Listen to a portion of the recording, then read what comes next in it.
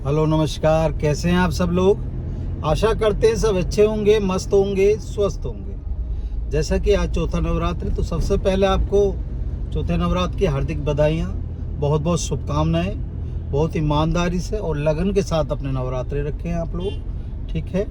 आज हमारी जो राशि है, राशि हमारी वृषभ राशि है। जो गुरु का राशि परिवर्तन हो रहा है उसके बारे में बताएंगे। आज जो हम वीडियो गाड़ी में बना रहे हैं वो इसलिए बना रहे हैं क्योंकि हम बाहर जा रहे हैं, बाबा बालकनाथ जी के दरबार पर जा रहे हैं। तो रास्ते में कनेक्टिविटी का इशू रहेगा, तो सोचा चलते हैं वीडियो ही बना देते हैं आप लोगों के लिए, तो वो बना रहे हैं, ठीक है ना। वृषभ राशि, ठीक है। गुरु का राशि परिवर्तन हो रहा है 1 मई 2024 से 14 मई 2025 तक गुरु आपके वृषभ राशि में ही रहेंगे, ठीक है।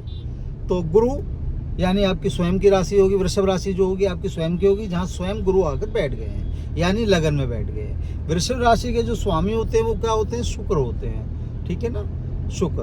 शुक्र और गुरु को अगर हम देखते हैं तो दोनों का तालमेल आपस में थोड़ा सा सही नहीं बैठता है, ठीक है। लेकिन इस समय स्वयं आपके लगन में आके वो बैठ गए हैं। तो लगन का मतलब क्या होता है, लगन का मतलब होता है आप स्वयं, आपका शरीर, आपके सौभाग्य, ठीक है ना। ये सब चीज़ें, आपकी आयु, ये सब चीज़ें आपके कहाँ पर बैठती हैं, यहाँ पर बैठती हैं। तो सबसे पहले तो आप एक चीज़ ध्यान रखें, स्टेप बाय स्टेप बताते चले जाते हैं, क्योंकि गाड़ी चला रहे हैं, हो सकता है बहुत सी बात स्लिप हो जाती है दिमाग में, 50 सी चीज़ें होती हैं। अगर आपके गुरु यहाँ पर आके बैठ गए हैं, ठीक है, आपका हर तरीके से अच्छे है क्योंकि आपके लगन में है। लेकिन आपके जब भी शुक्र और गुरु साथ होंगे कहीं ना कहीं समस्याएं आ सकती हैं। तो शरीर का आपको विशेष ध्यान रखना है ना। और यहाँ से आप अपनी आयु को भी देखते हैं, ठीक है ना। तो आपको क्या है, गुरु से लेना है, ठीक है ना। गुरु से हमको लेना है, कहते हैं ना, गुरु तो आयु भी बढ़ा सकता है, सब कुछ बढ़ा सकता है। तो इस समय में गुरु से लेना है, ना कि हमें आलस करना है या गुरु से नुकसान उठाना है ना। गुरु का अगर प्रिय शिष्य बनना है तो गुरु के हिसाब से थोड़ा सा चलना पड़ेगा। तो 1 साल आपको गुरु के हिसाब से चलना है, ठीक है, ये ध्यान रखें आप, ठीक है। चलिए, अच्छा, गुरु की 3 दृष्टियां होती हैं, 5वीं, 7वीं और 9वीं। जो 5वीं दृष्टि है वो आपके पंचम हाउस पर ही पड़ रही है, पंचम भाव पर पड़ रही है, जो आपका संतान का है, बुद्धि का है, भाग्य का है ना। तो वैसे भी ठीक है, कोई दिक्कत नहीं है। यहाँ पर छठे नंबर की राशि है आपकी, कन्या राशि होगी, बुध आपके वो हो गए, ठीक है। तो जो लोग नया प्लानिंग करना चाहते हैं बच्चे के हिसाब से, उनके लिए ये समय बहुत ही सही रहेगा। अगर वो नए बच्चे के लिए प्लानिंग करना चाहते हैं कि हाँ हमें बच्चा चाहिए, तो ये सबसे उचित समय है। बहुत सौ के आते हैं कि गुरुजी बच्चा नहीं हो रहा, ये नहीं हो रहा, 50 चीज़ आती हैं बेचारों की सबकी। तो ये समय उन लोगों के लिए ठीक है, क्योंकि जिन जिन सबकी राशि में गुरु का परिवर्तन हुआ है, ठीक है ना।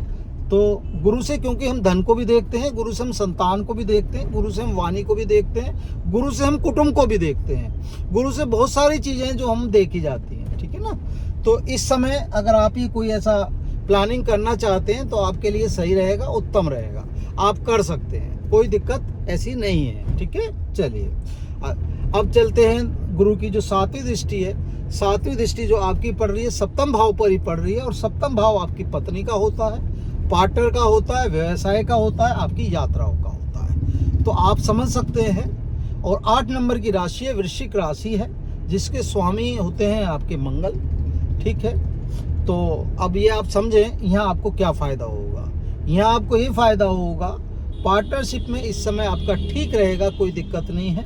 बस थोड़ा सा जो स्वभाव है आपका, थोड़ा सा उग्र हो सकता है। तो उग्र स्वभाव को अपना शांत रखना है, क्योंकि मंगल बैठे हैं यहाँ पर, ये थोड़ा सा आपको ध्यान रखना है, ठीक है। अच्छा, पार्टनरशिप अगर करना चाहते हैं तो कोशिश करें, नई पार्टनरशिप करना चाहते हैं तो स्त्री का नाम जरूर डालें, चाहे अपनी पत्नी का नाम डालें, चाहे किसी अपने घर में जो भी हैं उनका नाम डालें, है ना। ये ध्यान रखें, मतलब जब भी पार्टनरशिप आप करें तो कोशिश करें कि लेडीज़ का नाम जरूर डाल लें। ये आपके लिए शुभदायक होगा, लाभदायक होगा, फलदायक होगा, ठीक है। चलिए, आपके रिश्ते इस समय अपने स्पाउस से ठीक रहेंगे, कोई दिक्कत नहीं है, दोनों में प्यार बढ़ेगा, ठीक रहेगा, सही रहेगा। लेकिन हमने सिर्फ एक ही चीज़ आपको शुरू में बताई है, गुरु का मतलब आचरण भी होता है। तो गुरु आचरण को सबसे पहले देखते हैं, अपना आचरण स्वच्छ रखें, ईमानदारी से रखें, तो ये आपका हर उसमें फ़ायदेमंद होगा। इस समय अगर आप विदेश यात्रा करना चाहते हैं,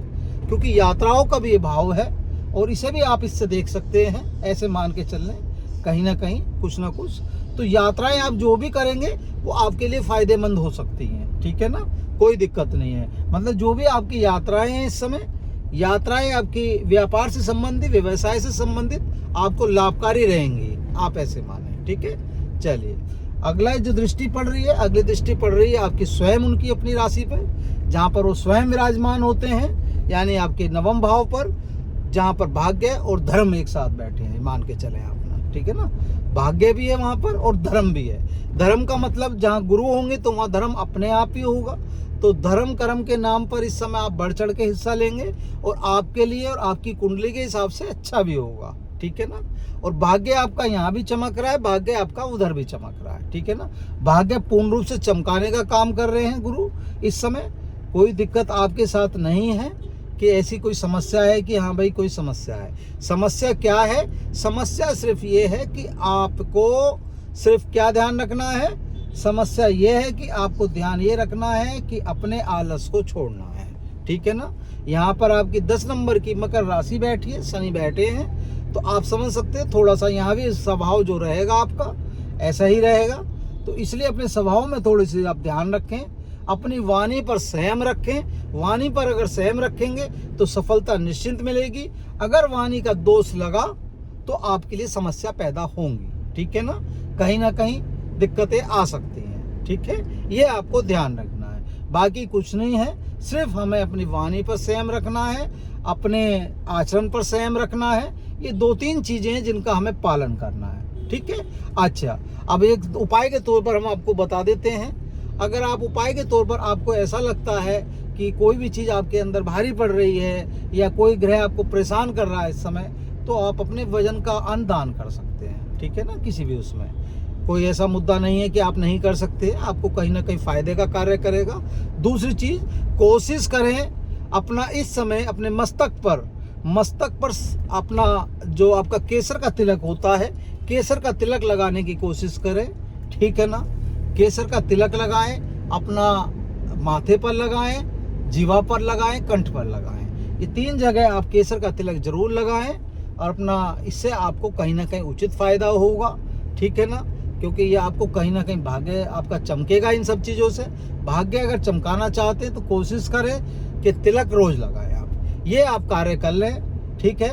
बाकी कोई दिक्कत ऐसी नहीं है जो हमें नज़र आती हो, बस आपको बता दिया। थोड़ा सा तो क्या ध्यान रखना है कि गुरु और शुक्र जब एक साथ होते हैं तो कहीं ना कहीं बीमारियों का तालमेल सही नहीं बैठता है। तो अपने शरीर की बीमारियों से बचना है, और वो स्वयं आपके शरीर में आके बैठ गए हैं। अगर आपके अंदर आलस आया, कहीं भी आया, तो दिक्कत आपको होगी। कमर का दर्द, सांस का दर्द, ये सब समस्याएं उत्पन्न हो सकती हैं, ठीक है। इन समस्याओं से बचने के लिए आपको क्या कार्य करना हमने बता दिया है, बाकी कुछ नहीं है। आपका चार्ट भी हम आपको दिखा देते हैं, अगर आपको दिखाई दे जाता है तो देख लीजिए, ठीक है ना।